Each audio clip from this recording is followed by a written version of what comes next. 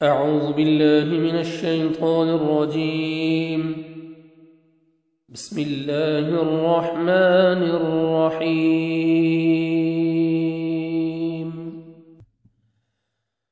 أولئك على هدى من ربهم وأولئك هم المفلحون.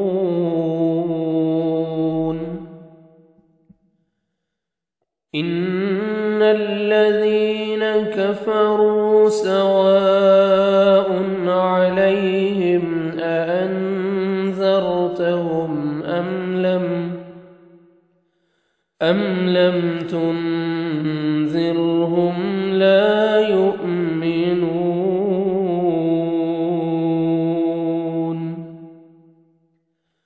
أولئك على هدى من ربهم، یہی لوگ اپنے رب کی طرف سے بڑی ہدایت پر ہیں. وَأُولَئِكَ هُمُ الْمُفْلِحُونَ، اور یہی لوگ پورے کامیاب ہیں. إِنَّ الَّذِينَ كَفَرُوا سَوَاءٌ عَلَيْهِمْ أَأَنذَرْتَهُمْ أَمْ لَمْ تُنذِرْهُمْ لَا يُؤْمِنُونَ. بے شک جن لوگوں نے کفر کیا ان پر برابر ہے، خواہ تو انہیں ڈرایا ہو یا انہیں نہ ڈرایا ہو، ایمان نہیں لائیں گے. سورۃ البقرہ کی مختصر تفسیر کا سلسلہ جاری ہے. آپ کے سامنے آج آیت نمبر 5 اور 6 کی تفسیر بیان کی جائے گی. متقین، ان کی صفات کا ذکر ہو چکا ہے. اللہ سبحانہ و تعالیٰ فرما رہے ہیں اولئک علی ھدی من ربہم وَأُولَئِكَ هُمُ الْمُفْلِحُونَ. جو تقوی اختیار کرتے ہیں، جن میں یہ اوصاف ہوں گے، یعنی وہی لوگ متقی ہیں جن میں یہ اوصاف ہوں گے، وہی رب تعالیٰ کی طرف سے سیدھے راستے پر قائم رہیں گے اور مکمل کامیابی سے سرفراز ہوں گے. تقوی مین چیز ہے. جب تقوی اختیار کریں گے، قرآن مجید نے خوب وضاحت فرمائی کہ کامیابی کا دار و مدار صرف اور صرف تقوی پر ہے. سورۃ البقرہ کی آیت 189 میں فرمایا وَاتَّقُوا اللَّهَ لَعَلَّكُمْ تُفْلِحُونَ. اللہ سے ڈرو تاکہ تم کامیاب ہو جاؤ. سورۃ المائدہ کی آیت نمبر 100 میں فرمایا فَاتَّقُوا اللَّهَ يَا أُولِي الْأَلْبَابِ لَعَلَّكُمْ تُفْلِحُونَ.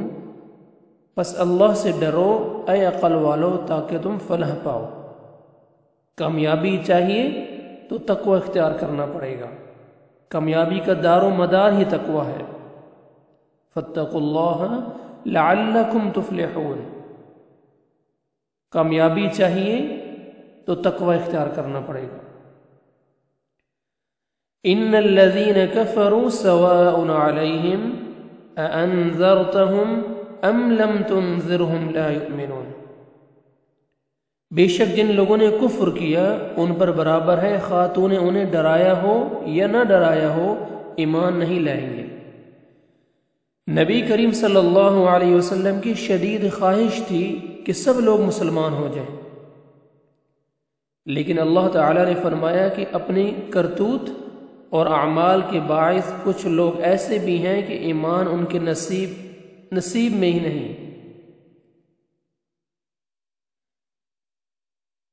اس سے سب کافر مراد نہیں، کیونکہ بے شمار کافر مسلمان ہوئے اور ہو رہے ہیں. اس لیے یہاں مراد وہ لوگ ہیں جو پچھلی آیات میں مذکور سب چیزوں کا یا ان میں سے بعض کا انکار کرتے ہیں اور ہٹ دھرمی کی اس حد تک پہنچ جاتے ہیں کہ اگر یہ حق بھی ہو تو ہم اسے نہیں مانیں گے.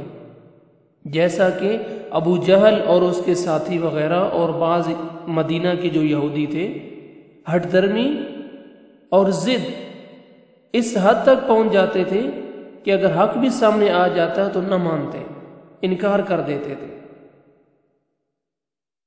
ارشاد فرمایا کہ ان الذین حقت علیہم کلمۃ ربک لا یؤمنون ولو جاءتهم كل آیۃ حتی یروا العذاب العلیم. سورہ یونس میں اللہ سبحانہ وتعالی فرما رہے ہیں بے شک وہ لوگ جن پر تیرے رب کی بات ثابت ہو چکی وہ ایمان نہیں لائیں گے خواہ ان کے پاس ہر نشانی آ جائے، حتی یروا العذاب العلیم، یہاں تک کہ دردناک عذاب بھی اگر آ جائے پھر بھی وہ ایمان لانے والے نہیں۔ اور فرمایا کہ وَلَئِنْ أَتَيْتَ الَّذِينَ أُوتُوا الْكِتَابَ بِكُلِّ آيَةٍ مَا تَبِعُوا قِبْلَتَكَ، سورۃ البقرہ کی آیت نمبر 145 میں، اور یقیناً اگر تو ان لوگوں کے پاس جنہیں کتاب دی گئی ہے ہر نشانی بھی لے آئے وہ تیرے قبلے کی پیروی نہیں کریں گے۔ وَلَئِنْ أَتَيْتَ الَّذِينَ أُوتُوا الْكِتَابَ بِكُلِّ آيَةٍ مَا تَبِعُوا قِبْلَتَكَ، ہر نشانی بھی تو اگر لے آئے جنہیں کتاب دی گئی ہے وہ تیرے قبلے کی پیروی نہیں کریں گے۔ مزید فرمایا وَكَذَّبُوا وَاتَّبَعُوا أَهْوَاءَهُمْ كُلُّ أَمْرٍ مُسْتَقِرٍ، اور انہوں نے جھٹلا دیا اور اپنی خواہشات کی پیروی کی، اور ہر کام انجام کو پہنچنے والا ہے۔ وَلَقَدْ جَاءَهُمْ مِنَ الْأَنْبَاءِ مَا فِيهِ مُزْدَجَرٌ، اور بلا شبہ یقیناً ان کے پاس کئی خبریں آئی ہیں جن میں باز آنے کا سامان ہے۔ حکمت بالغہ، کامل دانائی کی بات ہے۔ فما تغنی النذر، پھر بھی ڈرانے والی چیزیں کوئی فائدہ نہیں دیتی انہیں۔ اللہ سبحانہ و تعالی نے